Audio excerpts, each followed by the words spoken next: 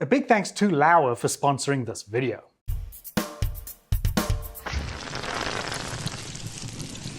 Today we're going to be taking a look at the new Laowa Proteus Super 35 2x anamorphic zoom lenses, both the 26-45 and the 45-85 t2.9 versions. Now because this video is sponsored, it's not a review per se, but we will go through the technical specifications and share some of our opinions with you as well.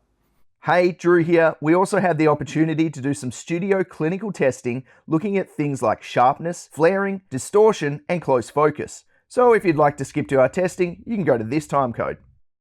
To start with, let's talk about build quality. While these lenses might look big, for cinema zooms they're actually quite compact. And then, to think that they're 2x zoom lenses, they're insanely compact.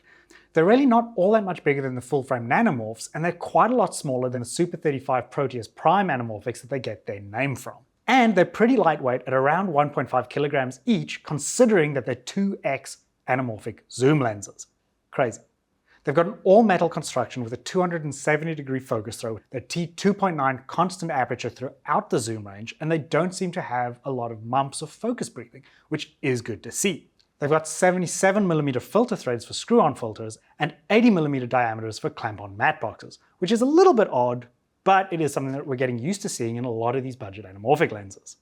They come with interchangeable EF and PL mounts as well as mirrorless mounts for RF, E, and L. It is probably worth mentioning that you can't interchange between the mirrorless and the PL and EF mounts, so we probably recommend sticking with the EF and PL if you can. For your Micro Four Thirds users, they are speed boostable, which is fantastic, and the image circle covers around 31.9mm. So while these lenses will cover open gate on a Super 35 camera, it's also worth remembering that full frame 16:9 is roughly the same height as Super 35 open gate, but they did both cover full frame open gate, just not at their widest focal lengths. And keep in mind this is after desqueezing and scaling for scope. In terms of their character, these lenses are very clean and they have a very neutral look, and for 2x anamorphic lenses that is an interesting option to have. In terms of their name though, we'd probably say that they don't really look too much like the other Proteus lenses, and they probably look a little bit more similar to the Laowa nanomorphs. And when you're looking at a zoom, it's probably worth remembering that you're kind of getting a bunch of primes all in one lens. You're getting from 26 to 85mm across just two lenses, which will help you work pretty quickly if you are on a fast turnaround set. And while there are only two lenses in the range right now, we wouldn't be surprised at all if Laowa brought out a tighter one down the line.